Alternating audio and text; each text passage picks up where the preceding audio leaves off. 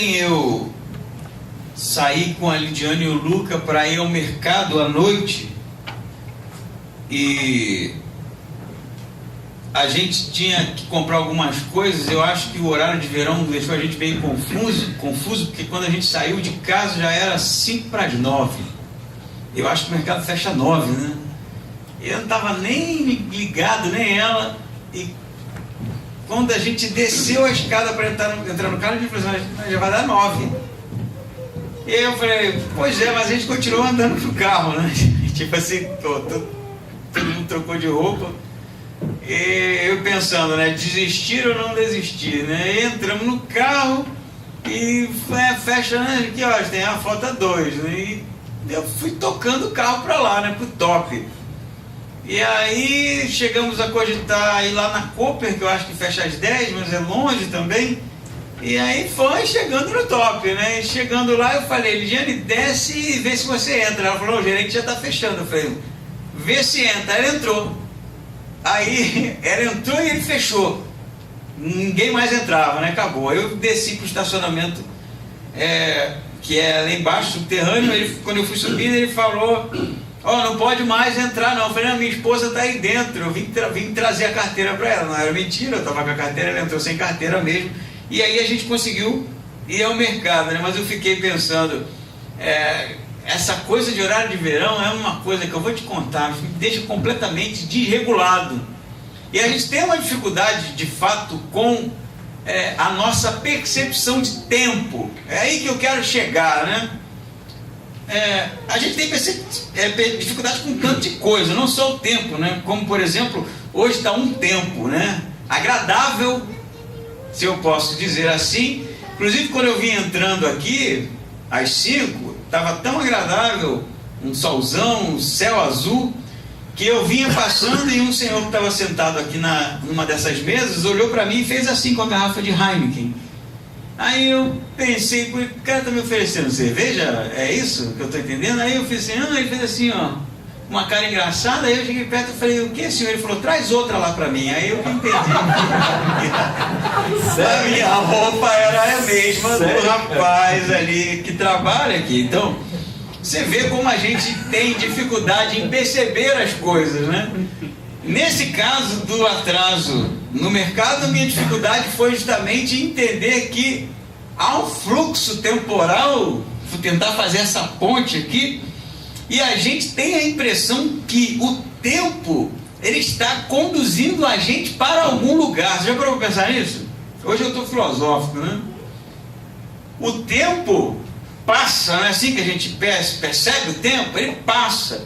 E a ideia, me parece, segundo a nossa percepção, a nossa cognição, é que a gente está sendo conduzido para algum lugar no futuro. Vocês entenderam, né?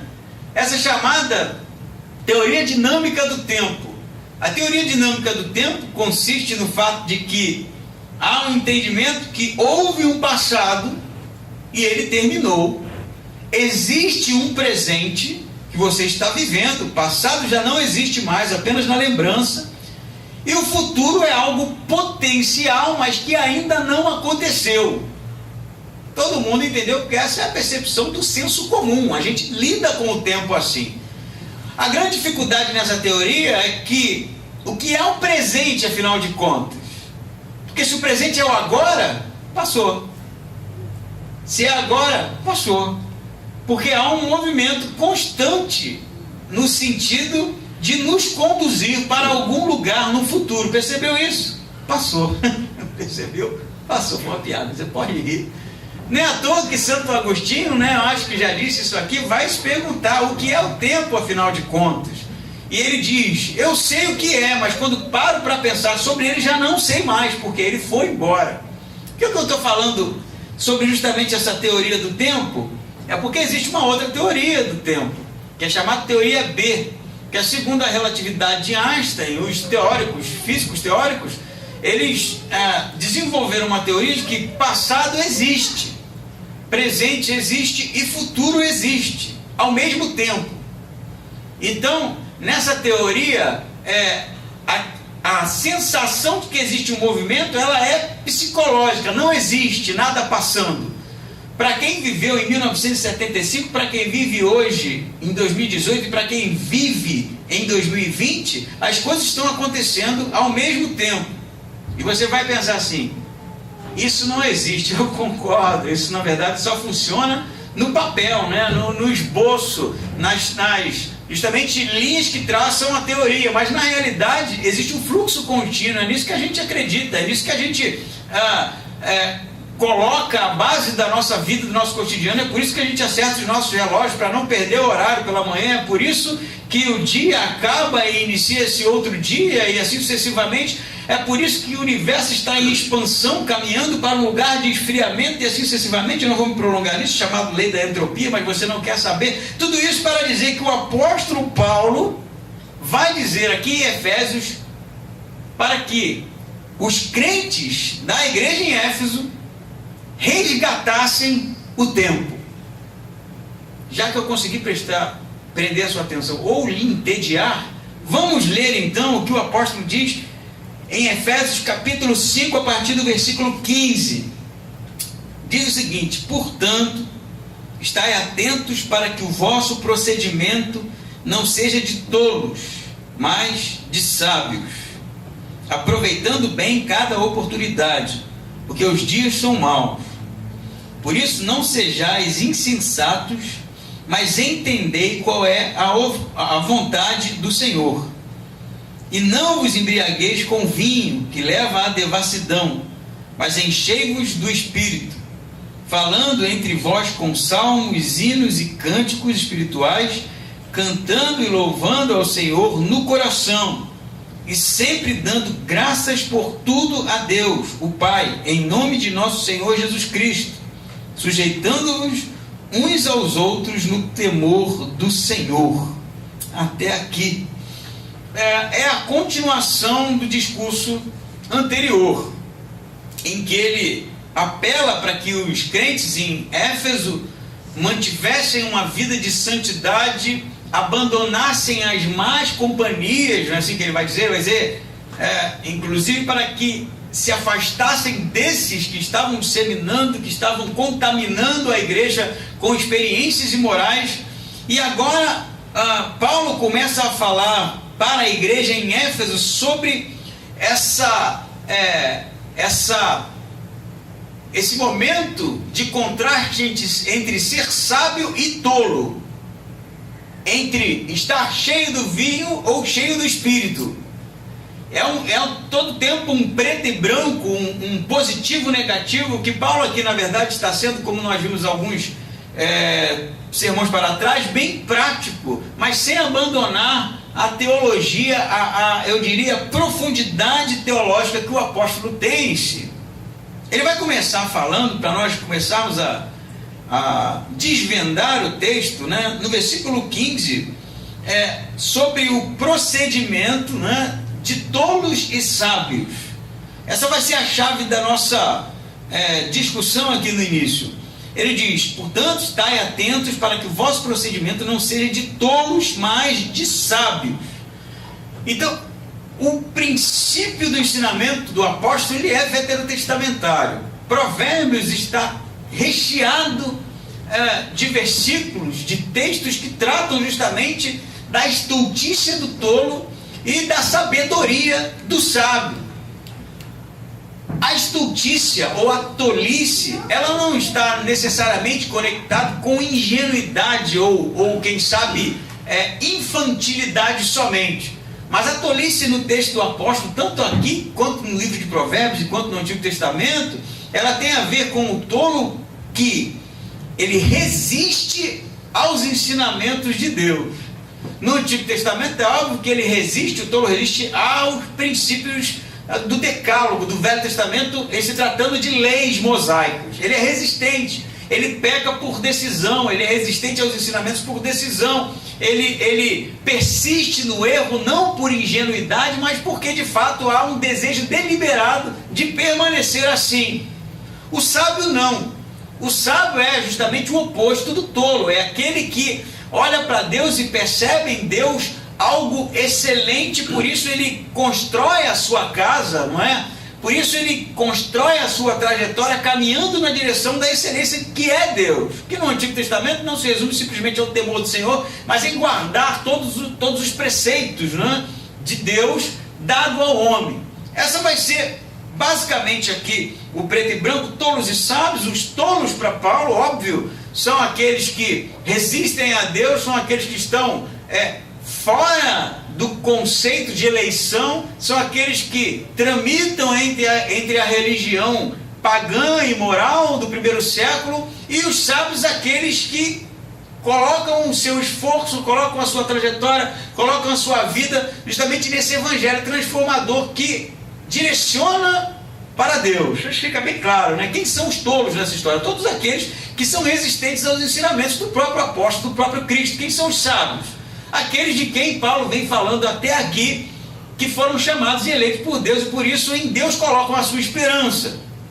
Mas ele vai, óbvio, desenvolver o conceito falando o seguinte no versículo 16: aproveitando bem cada oportunidade, porque os dias são maus.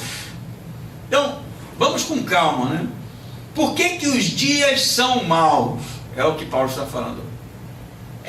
É óbvio que tem nessa frase o sentido histórico de que a realidade onde a igreja estava inserida era uma realidade opressora, por causa da religião em que toda a comunidade de Efésio fez parte e que ainda era algo vivo, né, entre aqueles que viviam por lá, e a opressão que esse tipo de vida trazia para aqueles que saíram disso e começaram uma nova trajetória. Então os dias são maus porque de fato eles viviam em uma realidade em que a vida seguia num fluxo contrário a tudo aquilo que eles criam.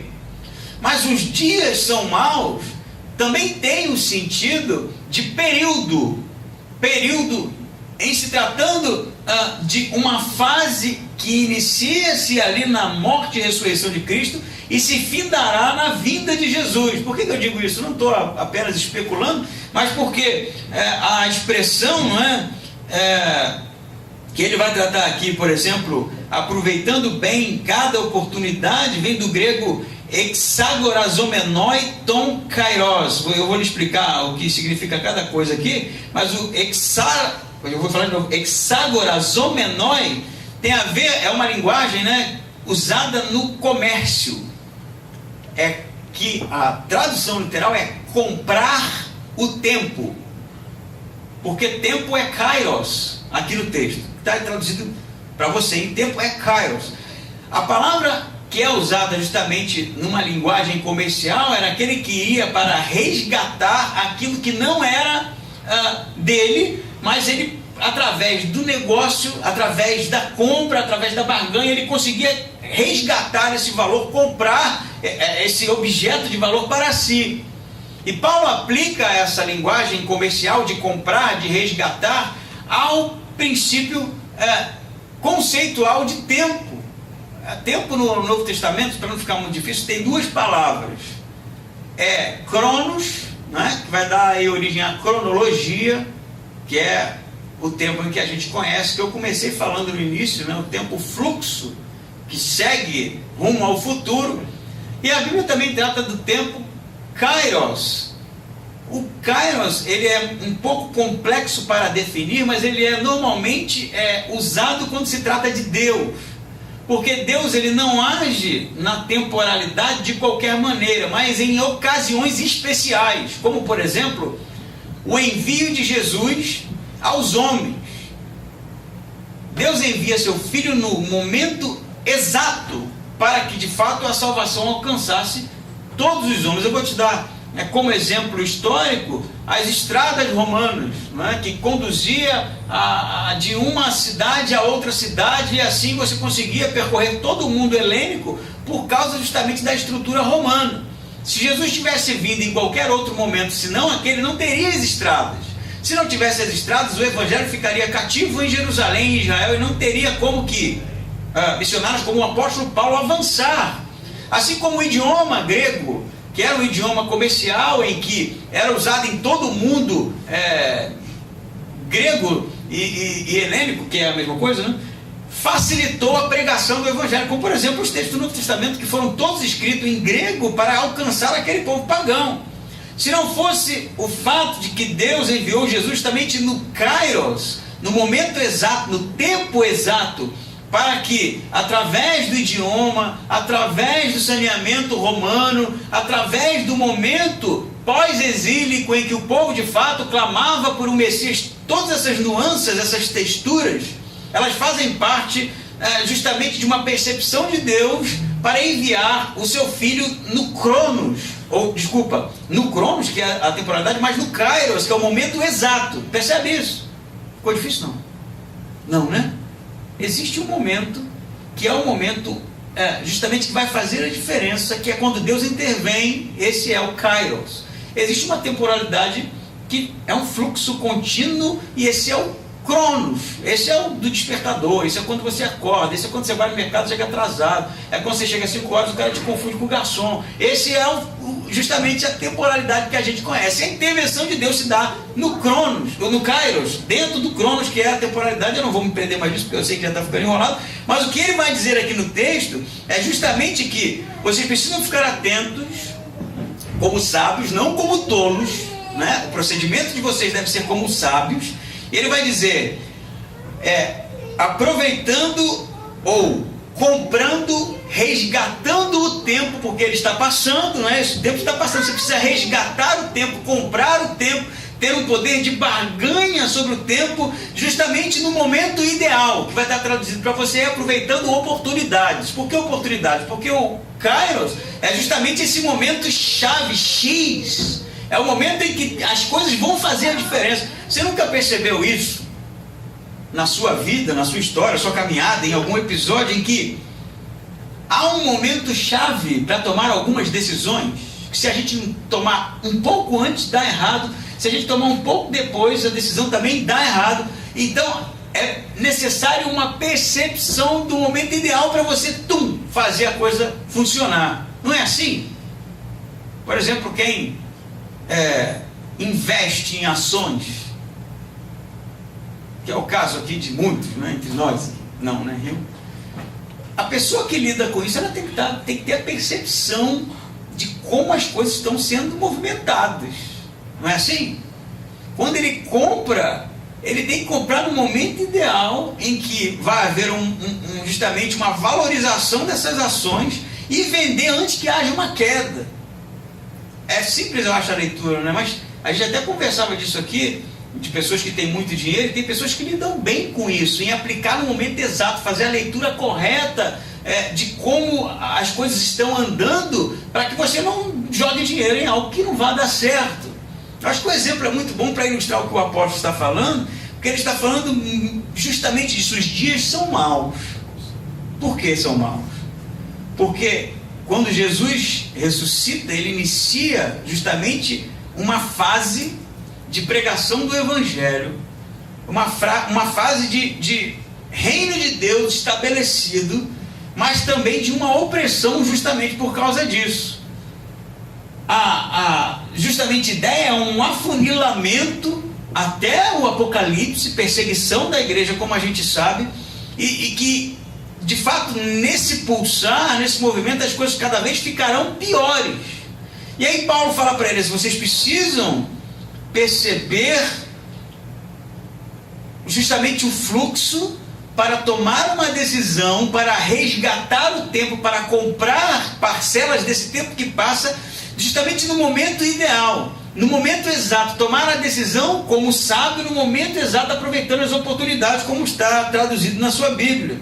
E aí no 17 ele vai dizer de novo: por isso não sejais insensatos, mas entendei qual é a vontade do Senhor. Ele já falou de vontade de Deus, né, no sermão passado. Agora ele fala da vontade de Jesus, porque Senhor é Kurios, a palavra que é usada para Cristo, Senhor dos senhores. Então parece que Paulo está dizendo aqui, reconstruindo a ideia aqui, que Jesus ele tem uma vontade específica, em momentos chaves, está traduzido como oportunidade. Nós precisamos fazer a leitura inteligente de uma temporalidade, de fato segue um fluxo para tomar a decisão exata, segundo a vontade de Cristo, e como sábios e não como tolos. Entenderam isso? Na sua vida, na minha vida, que caminha para algum lugar no futuro, há um fluxo nos conduzindo. Existem momentos que Jesus espera de você tomar uma decisão segundo o coração dele. E é nisso que consiste a sabedoria que Paulo está trazendo para a gente aqui.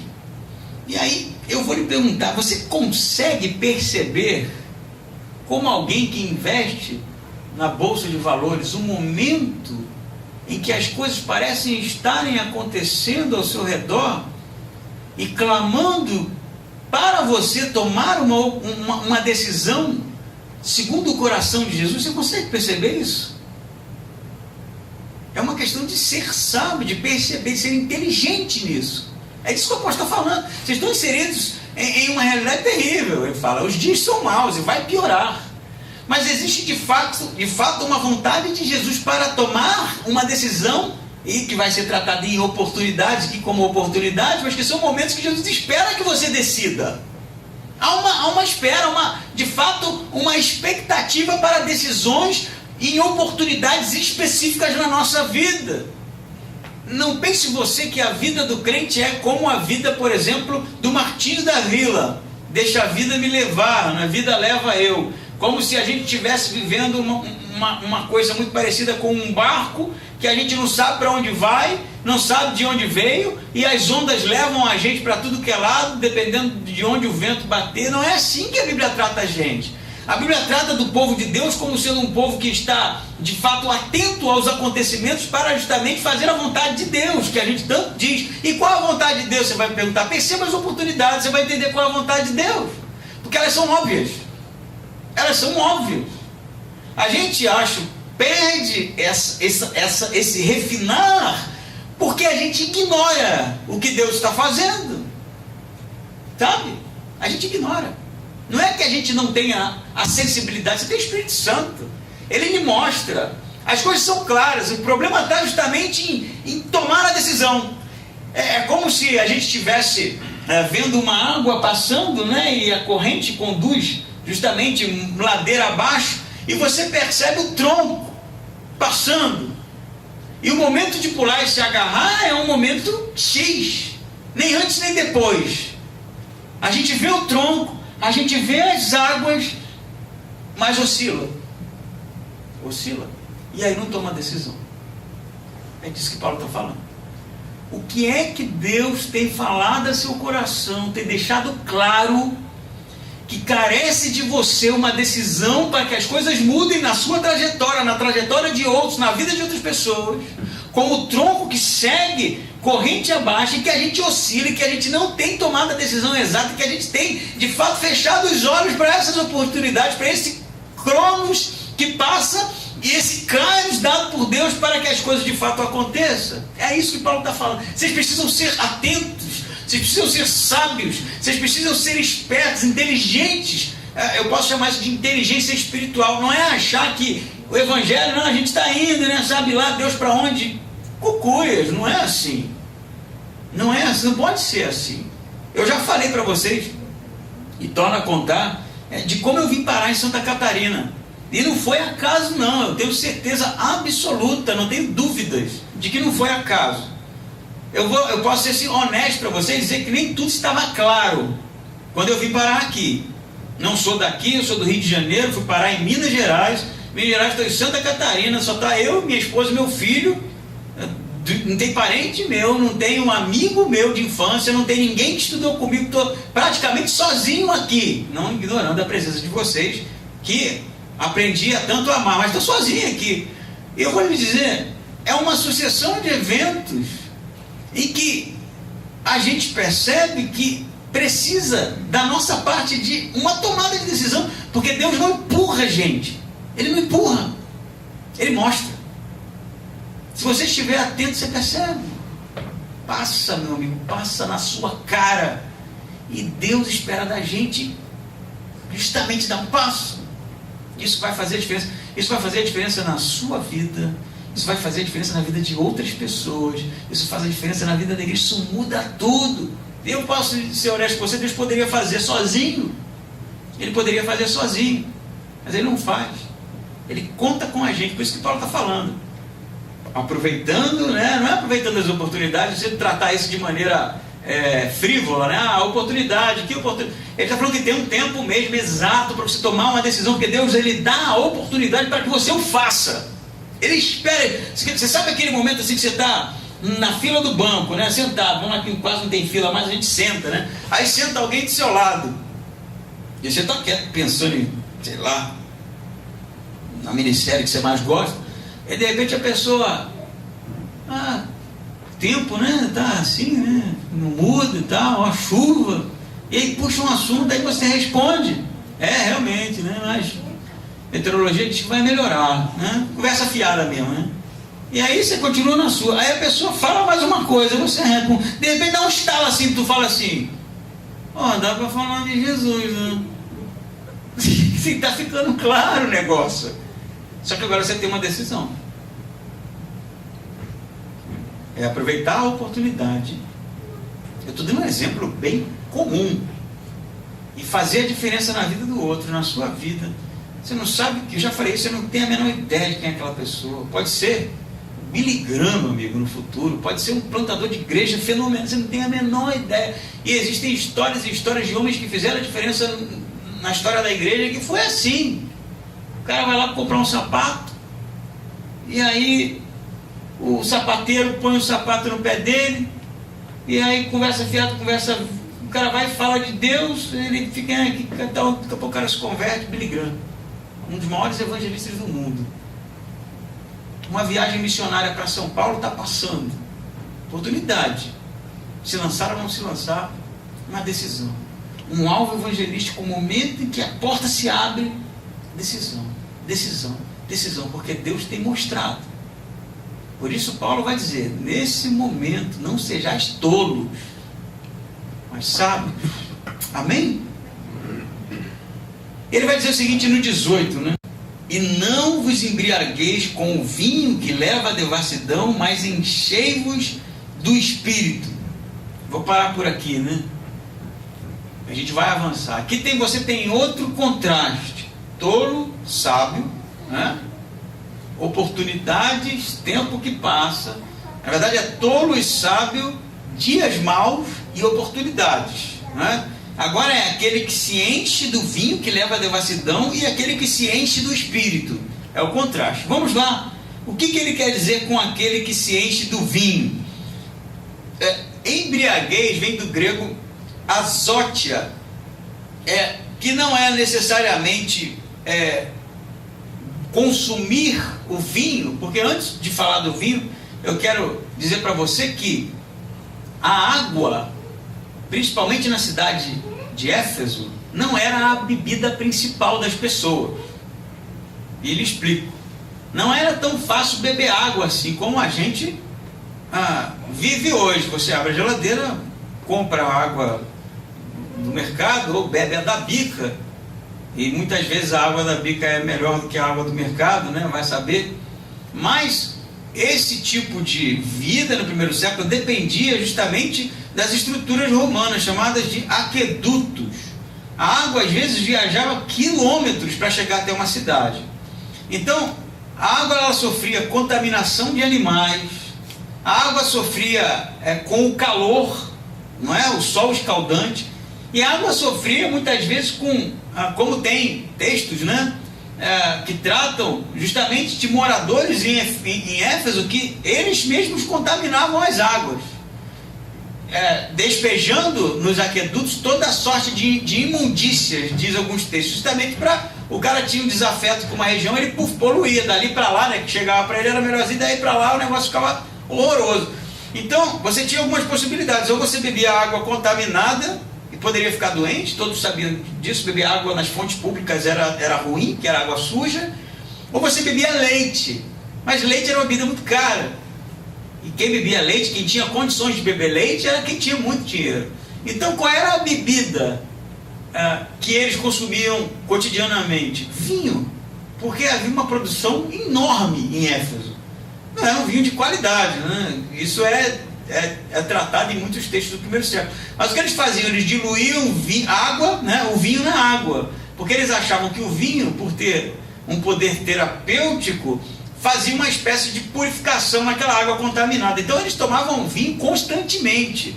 E não é muito diferente, por exemplo, de Israel, cuja bebida, né, que era a base da alimentação deles, era vinho. O vinho diluído em água era o vinho justamente daquele que tinha pouco poder aquisitivo, do povo. O vinho puro, o vinho bom, era daquele que tinha recurso, né? Não é à toa que Jesus, quando faz o seu primeiro milagre e multiplica ali as talhas de vinho, né, ele transforma em vinho, ele transforma em algo que não era diluído em água, mas sim algo de qualidade. Por que eu estou dizendo isso? Para dizer para vocês que havia um consumo cotidiano de vinho, e não é isso que Paulo está condenando aqui. Ele está condenando justamente a embriaguez, que era os excessos que normalmente acontecia nas religiões pagãs do primeiro século, como por exemplo os cultos a Dionísio. Eles acreditavam que em se embriagando, eles estavam ali dando oportunidade da entidade, né, passar a habitar neles e ali conduzir-lhes o conhecimento através dessa conduta ébria, né, através da embriaguez. E Paulo sabe disso. Então a condenação de Paulo é justamente viver segundo a vida pagã, se embriagando, né, vivendo de maneira frouxa. E a embriaguez aqui, que é a palavra justamente azótia, tem a ver com prodigalidade, viver de maneira frouxa e imoral, como o filho pródigo, é a mesma palavra lá na parábola. Vivia de maneira imoral, azótia, ele era pródigo porque ele vivia de maneira largada, sabe? Sem nenhum tipo de parâmetro. E o que Paulo vai dizer aqui para a igreja? Ao invés de você se embriagar, né, como fazem justamente os pagãos, ao invés de você adormecer a sua mente, ao invés de você perder o controle, não é, do seu corpo, das suas decisões, você deve se encher do Espírito Santo. Ao invés de você se encher de algo que lhe tira o controle, você deve se encher de algo que lhe traz o controle. E quando eu falo controle, não é ter o controle de tudo, mas é estar sendo conduzido por algo que é de fato bom, que é o Espírito Santo. Essa é justamente o paradoxo aqui. Em se encher de algo que leva à prodigalidade, à vida frouxa, à imoralidade, e se encher de algo que conduz justamente para o conhecimento do que é a vontade de Deus. Por isso não sedes como tolos, mas sedes como sábios. O sábio se enche do Espírito Santo, o tolo se embriaga com vinho. Eu acho que você entendeu muito bem. E você sabe o que isso me faz me lembra, né? Faz eu me lembrar de Noé. E eu já lhe conto por quê. Noé vivia em um tempo mau, não muito diferente como nós, não muito diferente como Éfeso, né, como os Efésios. E Noé teve da parte de Deus uma ordem. Ele percebe o tempo ideal das coisas, ele percebe a intervenção de Deus, por isso ele toma uma decisão e começa a construção de uma arca, não é isso? O time é esse, os dias são maus, Deus decide acabar com tudo, da mesma maneira que que Deus vai acabar com tudo um dia, né, para dar origem a uma nova terra, né, novos céus e tudo mais, mesma coisa. As pessoas eram pecadoras, do mesmo jeito que são hoje. Então Deus dá justamente essa missão para Noé, ele percebe isso, toma uma decisão, constrói uma arca, em determinado momento ela se fecha, é salvo ele e a sua família, e as pessoas são julgadas, não é isso?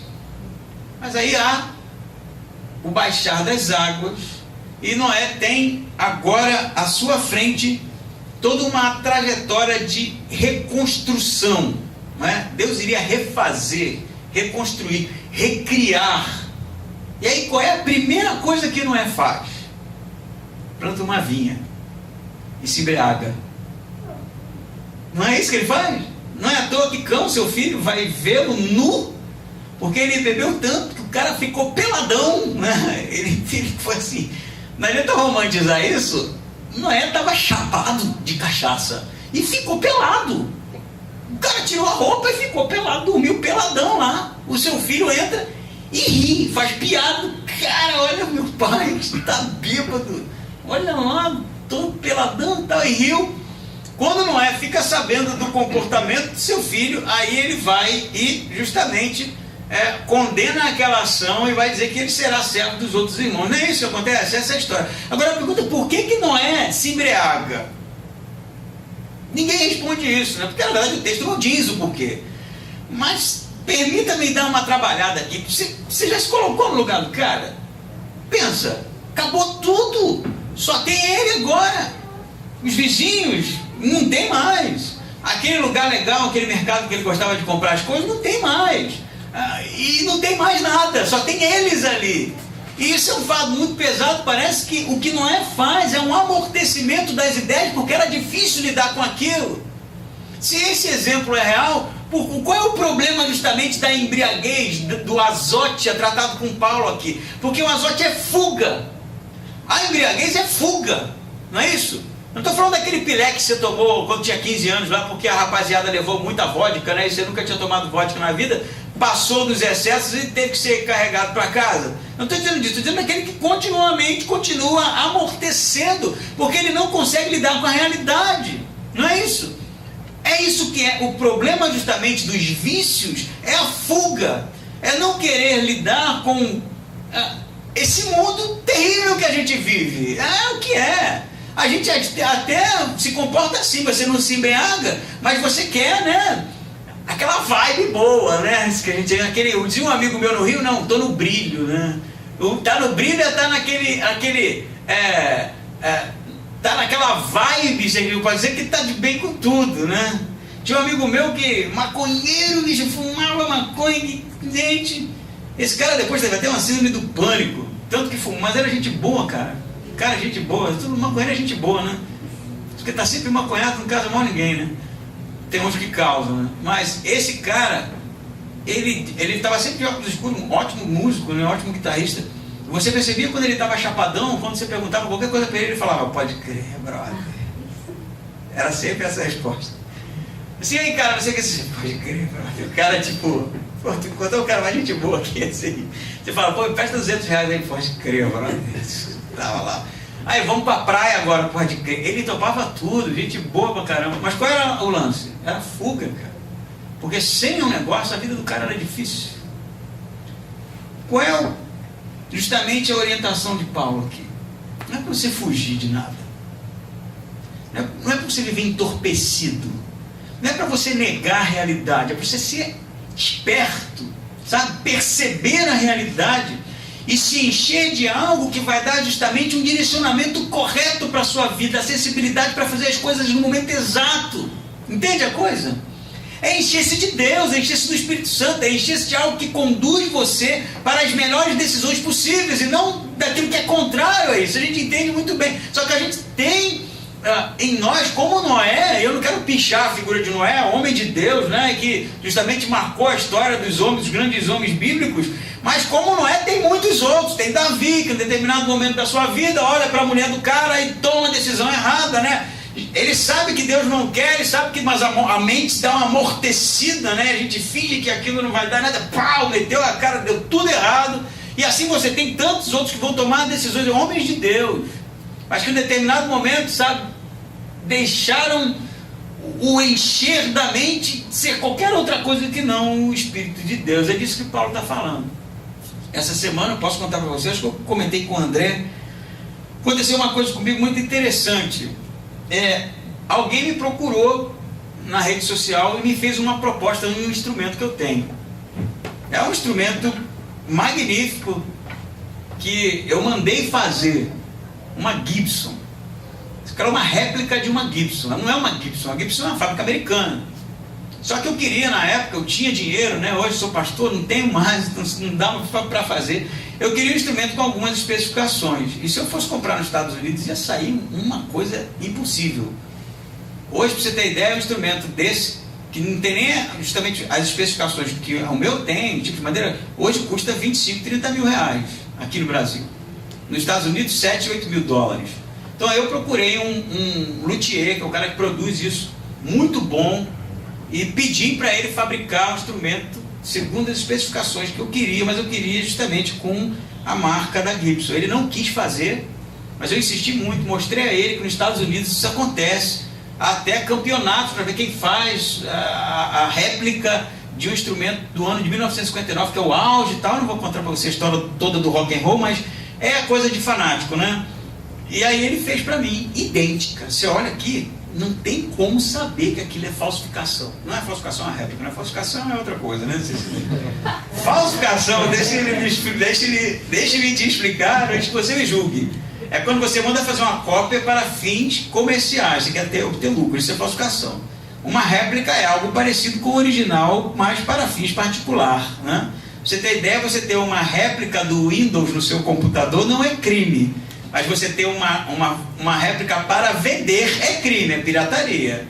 Para uso pessoal não tem lei que condene isso, né? Acho que a gente se entendeu aqui, né? Antes de você me chamar aí de falsificador de instrumento, alguma coisa assim, o pirata, pastor pirata, né? Mas então, o cara viu meu instrumento, viu o vídeo lá e me ofereceu 2 instrumentos em troca, avaliados em 17, 18 mil reais. Aí o que eu fiz? Tirei foto, filmei o instrumento por dentro, desparafusei, mostrei tudo, mas não falei que não era original. Mandei para ele, isso aqui é o instrumento, assim, assim, assado. Aí ele falou, cara, tá bom, vou ver aqui o frete. Pô, eu ia me dar bem, cara, 17 mil, assim, era só fazer negócio, né, e tal. E até comprava um outro instrumento. E eu vou lhe dizer que o primeiro reflexo foi ficar quieto. Fala aí, pastor, meu pastor é quase Jesus Cristo, né? Não pensa essas coisas, mas eu, infelizmente, para sua decepção, penso. E eu falei, cara, primeiro essa vozinha, né? Pô, arrebentou, velho. Tu é bom pra caramba, percebeu a hora exata para tomar a decisão exata, só que é pro capeta, né? E aí eu fui, né, e falei com ele assim, cara, eu tenho que te dizer uma coisa, esse instrumento não é original. Aí ele, como assim? Mas é muito parecido. Eu falei, contei tudo. Ele falou, não, mas eu quero assim mesmo. Aí, a consciência já está mais tranquila, mas não está certo. Porque quando eu pedi para o cara fazer, não era para eu comercializar, eu ia ser um pirata, né? Ia estar aqui com uma mão com um gancho e uma perna de madeira. Eu falei, não, cara, não posso. Porque isso aqui não é original e você provavelmente vai querer passar para frente, isso vai dar problema depois. Então, infelizmente não vai acontecer. Aí ele falou, agradeço pela honestidade, tá? Depois eu fiquei pensando, né? Eu falei assim, como nós somos, né? Eu contei, se eu tivesse contado a história para você sem a parte que teve uma vozinha lá dentro que falou faz, né? 17 pilas, dizer férias, carro novo, não dá para comprar, mas dá para pensar algumas coisas, né? Eu seria aqui hipócrita, mas eu pensei, cara, a nossa natureza é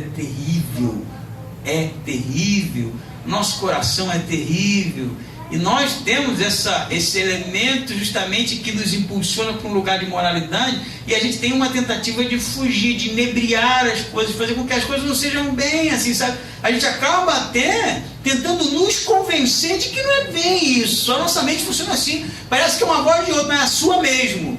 Você não é esquizofrênico, e não é o capeta que você está falando no seu ouvido, porque a Bíblia fala que ele está ao nosso derredor, ele não está no teu ouvido. Você é crente, você é salvo, o diabo não chega perto. A voz é sua.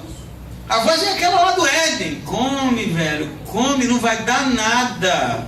E, sabe, esse é o mesmo princípio de quem foge da realidade. É negar a realidade, negar que aquilo de fato é nocivo, que aquilo vai lhe trazer problemas. E você tem um momento ali para decidir, ou ficar embriagado de algo que vai cegar a realidade, que vai fazer como Noé, fugida de tudo aquilo que está acontecendo, ou você se enche do Espírito Santo. É claro, né? Por isso não sejam como tolos, sejam como sábios, percebendo o momento exato para tomar decisões segundo a vontade do Senhor, e não vos encheis do vinho da embriaguez, da dissolução, da vida dissoluta, mas enchei-vos do Espírito Santo. Amém? E aí você pergunta, tá bom, Paulo, mas como que eu me encho do Espírito Santo? Ele não está falando para você receber o Espírito Santo, né? Porque você já tem. Os crentes já têm o Espírito Santo como selo da promessa, né? Como ele mesmo diz no capítulo 1. Mas ele está falando de um enchimento. E a gente já conversou sobre isso. Você pode ter o Espírito Santo, mas pode não estar cheio dele. Mas não é porque ele não quer, é porque você não deixa. O Espírito Santo aqui não é uma fumaça, não é uma energia, né? Não é uma coisa. O Espírito Santo é uma pessoa, né? É a terceira pessoa da Trindade, que é justamente Deus enquanto essência, que habita no salvo. E aí você vai perguntar para mim, né, ou para o apóstolo Paulo, melhor, pergunta para ele, que ele sabe responder muito melhor que eu, como que eu vou me encher, tornar-me cheio do Espírito Santo? Paulo, como é que é essa coisa? E ele vai dizer para você no versículo 19, falando entre vós com salmos, hinos e cânticos espirituais, cantando e louvando ao Senhor, e sempre dando graças por tudo a Deus, o Pai, em nome de nosso Senhor Jesus Cristo. Olha que coisa interessante. Ele fala, falando entre vós com salmos, hinos e cânticos espirituais. A ideia aqui, vai ter um panorama histórico de como eles cultuavam, eles usavam os salmos mesmo, eles inventavam, criavam melodia com os salmos. Mas o que ele está falando aqui é justamente de uma vida de adoração a Deus. Não só no momento em que a gente se reúne aqui, mas no momento cotidiano. Como é estar cheio do Espírito Santo? Não é ir no culto do enchimento do Espírito, ficar de joelho 2 horas ou aprender a enrolar a língua, que você vai encher do Espírito Santo, vai ver a Shekinah de Deus, a fumaça, não é isso. É você viver uma vida voltada para as coisas de Deus, é cantando, não é isso? É isso que a gente faz aqui. Não sei se você percebeu, as músicas que a gente canta são todas letras bíblicas, cristocêntricas, que nós chamamos. A gente coloca Jesus no centro. São músicas de adoração, músicas de exaltação ao Pai, músicas que falam de como o Evangelho nos resgatou. Quando a gente vive esse tipo de vida voltados para Deus, ele vai falar salmos, hinos, cânticos espirituais, não é? Tem que ser espiritual, hein? Não é cântico, é cântico espiritual. Não é aquela letra lá do A Vitória é um Sabor de Mel. Ele está falando de cântico espiritual, coisa que vem de fato da base, do alicerce, que é a palavra de Deus. Eu posso até lhe dizer alguma coisa aqui de novo. Eu não acredito em música inspirada por Deus, para mim nem existe. Eu sou músico e eu acho que Deus não me inspira para fazer música, porque se ele inspirar-me para fazer uma música para ele já conhece a música, porque quem fez é ele, e ele fala assim, toma essa aí para você me adorar. São coisas esquisitas. Não existe música inspirada por Deus, existe a Bíblia, que é inspirada por Deus. E existe o meu desejo de adorar a Deus. Por isso eu componho uma música segundo o desejo do meu coração para a adoração dele. Não é ele que me inspira a fazer a música. Entende? Antes da gente dizer assim, essa música é inspirada por Deus, não faz o menor sentido. Porque como é que eu vou lhe inspirar e escrever uma coisa para mim, sendo que sou eu que estou te dando? Você entendeu o conceito, né? Inspiração é um desejo, não é uma coisa. Não é uma pessoa. Inspiração é um desejo constante de querer fazer algo. Quando você escreve, né? Eu acho que você deve ter escrito muitas cartinhas de amor para o seu cônjuge, né? Não, né? O Chico escreveu. O Chico, ou 2, temos 2. E-mail? Não, nem e-mail. Tá bom. Para quem escreveu aí, qual era a inspiração? Era o amor que você sentia por ela, pô. Não é? Você pode até usar essa expressão, ela me inspirou, mas não no sentido que ela te deu. Ela foi o alvo, né? Justamente desse desejo, a ideia de música que se deve cantar na igreja, música feita, música espiritual, música produzida para a adoração do Senhor. Isso deve estar no nosso dia a dia, no nosso coração, no nosso cotidiano. E ele vai dizer mais, sempre dando graças, não é? Ele já falou isso aqui. Dar graças não é, oh Deus, obrigado pela árvore, pelo dia lindo. Não é só isso, porque ele vai dizer, dando graças por tudo. Dando graças aqui, justamente vem da Eucaristia, né? Ser agradecido é você orar por tudo, interceder por tudo, viver uma vida não só de cânticos, de adoração a Deus, mas de intercessão por outros. Não é interceder somente por mim, pelo seu marido, pelo seu vizinho, pelo irmão, é pelo país, é pelo vizinho, é pelo doente, é pela fome, pela volta de Cristo, dando graças, Eucaristia, agradecendo, orando, intercedendo por tudo, não é isso que ele diz aqui? Não é bater o cartão da oração, né? Qual é o pedido hoje? Fulano, ciclano, terceiro, Senhor abençoe, fulano, ciclano. É um desejo ardente de que de fato haja uma intercessão, fruto do coração. É um desejo ardente que haja uma vida de adoração voltada justamente para expressão daquilo que a gente tem no nosso coração em se tratando de Deus. É uma vida direcionada. E ele vai dizer mais aqui. Ele fala em nome do nosso Senhor Jesus Cristo, E termina no 21 assim: sujeitando-vos uns aos outros no temor de Cristo. O que é encher-se do Espírito Santo, José? Como é que a gente se enche? Se enche quando você está buscando coisas de Deus, o que agrada seu coração são coisas de fato do reino de Deus, a música, a intercessão, e quando você olha para o outro, é isso que Paulo vai falar, como sendo algo especial. O sujeitando-vos aqui é mútuo, não é? Sujeição é mútuo. O que é sujeição? Em português seria alguma coisa muito direcionada para não submeter o outro, não é? A gente já conversou disso, porque em outros momentos Paulo vai usar essa expressão. Mas ele vai justamente começar a falar agora, por exemplo, no 22, dos deveres dos maridos, das mulheres. Depois ele vai falar dos filhos e dos pais, dos servos, dos escravos e dos senhores. Então o que é que Paulo quer dizer com sujeitar-vos uns aos outros? Não é simplesmente você olhar para o outro com amor e você pode submetê-lo, mas não o faz, mas você entender o lugar de cada um. Sujeitar-vos, como ele vai continuar o desenvolvimento, tem a ver com o filho se sujeita ao pai, o pai se sujeita à esposa, o servo se sujeita ao patrão, o marido se sujeita à esposa e a esposa ao marido. É como se houvesse um equilíbrio nas coisas, e a necessidade da gente entender isso e de fato estar no lugar que a gente deve estar. Isso vai fazer a diferença também. Sujeitar-vos uns aos outros não para aqui, é a continuação do texto. Ele vai continuar falando, eu não posso pregar isso tudo aqui, mas o sábio, ele não só percebe o momento exato da tomada de decisão, o sábio não só se enche do Espírito Santo ao invés de se embriagar com vinho, mas o sábio também sabe o seu lugar.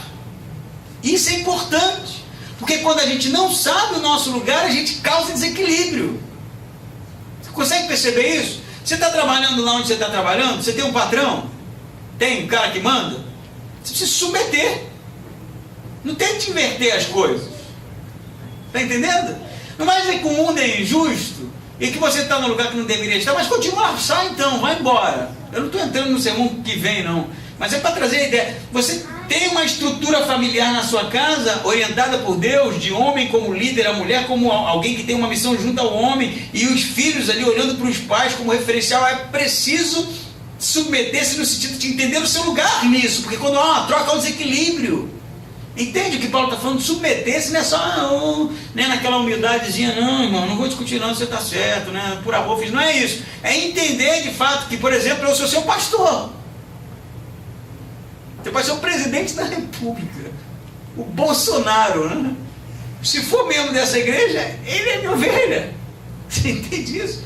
Porque Paulo está falando por reconhecimento. Assim como eu olho também espiritualmente e reconheço pessoas que eu estou no sentido de colocar o outro como meu orientador, Alguém disse, pergunta de concílio: você vai ser ordenado pastor, não é assim? E quem vai ser o seu pastor? Jesus. Não, isso aí a gente sabe. Todo pastor precisa de um pastor. Toda ovelha precisa de um pastor. Todo aquele que exerce liderança, segundo a orientação de Deus, precisa do reconhecimento da igreja. Todo aquele que olha para a igreja como ovelhas, como pessoas que precisam ser amados, precisam reconhecer isso também. E se colocar no lugar de aquele que ama, que cuida. Entende? Há todo um sistema organizado por Deus. Não, eu estou falando para você que eu sou a autoridade máxima, que tem que todo mundo ficar me bajulando, não, porque assim como você tem suas obrigações para comigo, eu tenho para com você também.